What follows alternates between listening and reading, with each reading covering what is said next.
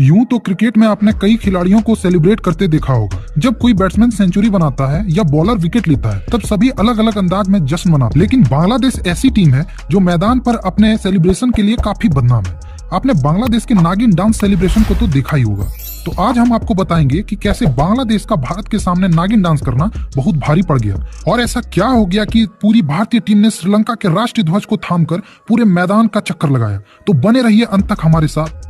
यह कहानी शुरू होती है निधास ट्रॉफी 2018 की सेमीफाइनल मैच से, जहां बांग्लादेश का और श्रीलंका का आमना सामना था। जीतने वाली टीम को भारत से फाइनल मुकाबला खेलना था। श्रीलंका ने पहले बल्लेबाजी करते हुए 159 रन बनाए थे। जवाब में बांग्लादेश को अंतिम 5 गेंदों पर 12 रन जीत के लिए चाहिए थे। इस ओवर में 2 गेंद कंधे के ऊपर से गुजर जाती है, जिसे नो बॉल करार नहीं दिया जाता है। इस बात पर बांग्लादेश के कप्तान साकिब काफी नाराज हो जाते हैं और वो अपने खिलाड़ियों से बीच मैदान से वापस आने को कहते हैं। तभी बांग्लादेश के सब्स्टिट्यूट फील्डर मैदान पर घुस आते हैं और श्रीलंकन खिलाड़ियों से उलझ जाते हैं। बात को बढ़ते हुए देखकर अंपायर बीच बचाव करते हैं और जब माहौल शांत होता है तो मोहम्मदुल्लाह चौका और छक्का लगाकर बांग्लादेश को फाइनल में पहुंचा देते हैं। इसके बाद बांग्लादेशी खिलाड़ी काफी ज्यादा उत्तेजित हो जाते हैं और मैदान पर ही नागिन डांस करने लगते हैं। साकिब अल हसन तो अपना शर्ट निकालकर मैदान में दौड़ने लगते हैं और बांग्लादेश के कुछ प्लेयर्स श्रीलंका के प्लेयर से उलझ भी जाते हैं। इस तरह से श्रीलंकन खिलाड़ियों के साथ व्यवहार करना कहीं से भी सही नहीं था। लेकिन इन नागिनों को यह नहीं पता था कि सपेरा हाथ में बीन लिए फाइनल में इंतजार कर रहा है, जो आपकी बीन बजा देगा। तारीख 18 मार्च 2018। यही वह दिन था जब श्रीलंका के प्रेमदासा स्टेडियम में भारत बांग्लादेश के साथ श्रीलंका के बहुत सारे दर्शक मौजूद थे। वजह साफ थी, श्रीलंकन फैंस भारत को जीतते देखना चाहते थे, क्योंकि बांग्लादेश ने उन्हें काफी अपमानित किया था। विराट कोहली उपलब्ध नहीं थे, इसलिए भारतीय कप्तान रोहित शर्मा ने टॉस जीतकर पहले गेंदबाजी करने का निर्णय लिया। बांग्लादेश की पारी की शुरुआत करने तमीम इकबाल और लिटन दास आए। 27 रनों के भीतर बांग्लादेश ने अपने दोनों ओपनर खो दिए। तमीम 15 रन बनाकर चहल का शिकार बने, तो वहीं लिटन का काम वाशिंगटन सुंदर ने 11 के निजी स्कोर पर तमाम कर दिया। यजुवेंद्र चहल ने 10वें ओवर तक सोमी सरकार और मुशफिकुर रहीम को पवेलियन भेजकर बांग्लादेश का स्कोर 68 पर 4 कर दिया। बांग्लादेश काफी मुश्किलों में दिख रही थी, लेकिन शब्बीर एक छोर पर लगे हुए थे। आउट होने से पहले शब्बीर रहमान ने 50 गेंदों पर 77 रनों की पारी खेली और अंत में मोहम्मदुल्लाह के 21 और मेहदी हसन मिराज के 7 गेंदों पर 19 रन की बदौलत बांग्लादेश को 166 के स्कोर तक पहुंचा दिया। अब बारी भारतीय बल्लेबाजों की थी। T20 में 167 रनों का लक्ष्य मुश्किल नहीं होता है, लेकिन भारत के पास मध्य क्रम में विराट कोहली नहीं थे, इसलिए यहाँ से कुछ भी आसान नहीं होने वाला था। हालांकि शिखर और रोहित की जोड़ी ने भारत को आक्रामक शुरुआत दिलाई, लेकिन यह जोड़ी ज्यादा देर टिक नहीं पाई। तीसरे ओवर में साकिब ने शिखर को आउट करके भारत को पहला झटका दे दिया। अगले ओवर में रूबेल ने रैना को 0 पर आउट करके भारत का स्कोर 32 रनों पर 2 विकेट कर दिया। अब सारी जिम्मेदारी रोहित के कंधों पर आ गई और उनका साथ देने आए केएल राहुल। राहुल ने आते ही काउंटर अटैक शुरू कर दिया ताकि कप्तान के ऊपर से प्रेशर निकाल सके। अभी राहुल 24 के निजी स्कोर पर पहुंचे ही थे कि रूबेल ने 10वें ओवर में भारत को तीसरा झटका दे दिया। अब भारत 83 पर 3 हो गया। यहाँ से भारत को 63 गेंदों पर 84 रन चाहिए थे। भारतीय कप्तान रोहित शर्मा अभी भी क्रीज पर जमे थे, लेकिन दूसरे छोर पर साथ देने आए मनीष पांडे की धीमी पारी ने रोहित के धैर्य को चुनौती दे डाली।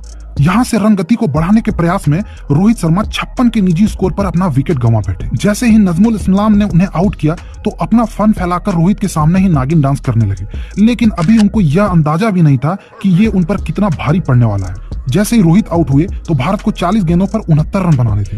लक्ष्य अभी भी कठिन नहीं था, लेकिन मनीष पांडे और विजय शंकर बांग्लादेशी गेंदबाजी आक्रमण के सामने बेबस नजर आने लगे। यहीं से बांग्लादेश ने शिकंजा कसना शुरू कर दिया। भारत को अंतिम 18 गेंदों पर जीत के लिए 34 रन चाहिए थे और 18वां ओवर लेकर आए मुस्तफिजुर रहमान।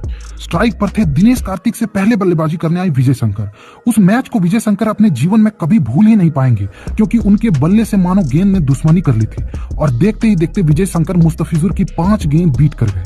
133 के स्कोर पर भारत ने अपना 5वां विकेट मनीष पांडे के रूप में उसी ओवर में गंवा दिया। अब भारत यहां से मुश्किलों में फंस चुकी थी। भारत को अब जीत के लिए 12 गेंदों पर 34 रन चाहिए थे। मैच बांग्लादेश की झोली में जा चुका था। भारत और श्रीलंका के समर्थक मायूस हो चुके थे, तो वहीं बांग्लादेश अपने फन को फैलाए तैयार खड़ी थी। 7वें विकेट के रूप में भारत की ओर से बल्लेबाजी करने आए दिनेश कार्तिक। बांग्लादेश की जीत के बीच अभी भी कार्तिक खड़े थे। साकिब ने 19वें ओवर के लिए अपने सबसे किफायती गेंदबाज रूबेल को बुलाया। रूबेल ने उस मैच में 3 ओवर में 13 रन देकर 2 विकेट हासिल किए थे। साकिब मैच को 19वें ओवर में ही खत्म कर देना चाहते थे, इसलिए अपने प्रमुख गेंदबाज को गेंद सौंप डाली। जैसे ही पहली गेंद रूबेल ने यॉर्कर ट्राई करने की कोशिश की, लेकिन स्ट्राइक पर खड़े कार्तिक ने उसे लो फुल टॉस में बदलकर सामने की ओर छक्का जड़ दिया। ओवर की दूसरी गेंद हाफ बॉली थी जिसे कार्तिक ने मिड विकेट की तरफ से चौके के लिए भेज दिया। जब तक बांग्लादेश कुछ समझ पाती, कार्तिक ने तीसरी गेंद को फ्लिक करके लेग साइड में छक्का जड़ दिया। इस शॉट के साथ दर्शकों को विश्वास से भर दिया कि यहां से मैच जीता जा सकता है। तो वहीं बांग्लादेश के डग आउट में हलचल मच चुकी थी। चौथी गेंद पर कोई रन नहीं आया, जबकि पांचवी गेंद पर कार्तिक ने 2 रन हासिल कर लिए। ओवर की अंतिम गेंद पर सबको लगा कि कार्तिक सिंगल लेकर स्ट्राइक अपने पास रखना चाहते हैं, इसलिए थर्ड मैन को सर्कल के अंदर रखा, लेकिन कार्तिक ने रैम्प शॉट के जरिए इस गेंद पर भी चौका जड़ दिया। रूबेल के इस ओवर में 22 रन बने और भारत की उम्मीदें फिर से जीवित हो गई। लेकिन जरा ठहरिए जनाब, आज भारत की जीत के बीच विजय शंकर चट्टान की तरह खड़े थे। आज मानो उन्होंने कसम खाई थी कि गेंद को बल्ले से टच नहीं करना है। बांग्लादेश की ओर से अंतिम ओवर लेकर आई सौम्य सरकार, पहली ही गेंद उन्होंने वाइड कर डाली। अब भारत को जीत के लिए यहां से 6 गेंदों पर मात्र 11 रन बनाने थे, लेकिन विजय शंकर ने पहली ही गेंद पर बल्ला जोर से घुमाया और गेंद बीट कर गए। दूसरी गेंद को विजय शंकर ने किसी तरह अपने बल्ले से टच किया और तुरंत ही सिंगल के लिए दौड़ पड़े। अब स्ट्राइक पर थे दिनेश कार्तिक।